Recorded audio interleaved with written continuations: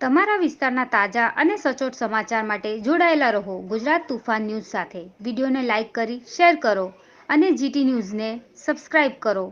ગુજરાત તોફાન ન્યૂઝ, તમારા નિર્ણયનો અવાજ. વાપીના કોળીવાડમાં ગઈકાલે શુક્રવારે રાત્રે ઉછીના આપેલા 200 રૂપિયા પરત માંગતા નાના ભાઈએ મોટા ભાઈ પર લાકડા વડે અને પથ્થર વડે હુમલો કરતા ઘટના સ્થળે મોત થયું હતું. વાપીના કોળીવાડમાં આવેલી પીનલ ડી પટેલની ચાલમાં મોહમ્મદ લતીફ મુરીદે મંસૂરી પરિવાર સાથે રહેતો હતો. ગઈકાલે શુક્રવારે સાંજે મોડી રાત્રે લતીફ મંસૂરીએ બાજુમાં રહેતા નાના ભાઈ રફીક મંસૂરીની પત્નીને ઉછીના આપેલા 200 રૂપિયા પરત આપવા જણાવ્યું હતું. જો કે રફીકની પત્નીએ ગાળાગાળી કરી ઝઘડો કરી રૂમમાં ચાલી ગઈ હતી.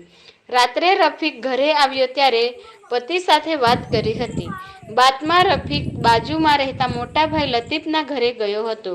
લતીફે મોટા ભાઈને મારી પત્ની સાથે કેમ બોલાચાલી કરી, કેમ ગાળો આપી અને ઝઘડો કર્યો એમ કહી બાદમાં ઉશ્કેરેલા રફીકે લાકડા વડે મોટા ભાઈ પર હુમલો કરી તેને ઘસડી ઓટલા પર લાવી પથ્થર વડે જીવલેણ હુમલો કર્યો હતો.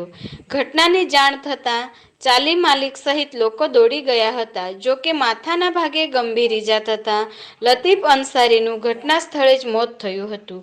પોલીસ પણ દોડી આવી હતી. બાદ લાશનો કબજો લઈ ચલા CHCમાં મોકલી દીધી હતી.